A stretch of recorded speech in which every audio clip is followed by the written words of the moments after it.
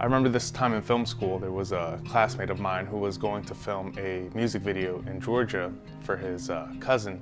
And this guy had lighting, he had audio, he had cameras, he had stands for the cameras and lights. He also had sandbags to hold everything down. And he was carrying like 600 pounds worth of gear. And so I asked, is the song already recorded? And he said, yeah. So then I was like, all right, you don't need all this audio equipment because you're not professionally recording the audio. He's like, yeah, that's a really good point. Why don't you leave the lights and just use the natural lighting? The most important thing to keep in mind with natural lighting is to have the camera in between the natural light and your subject. By doing so, you're making sure that they're illuminated nicely.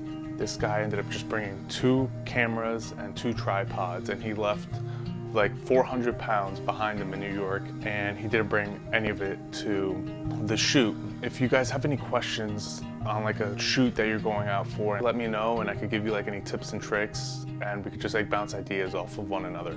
So yeah, looking forward to that.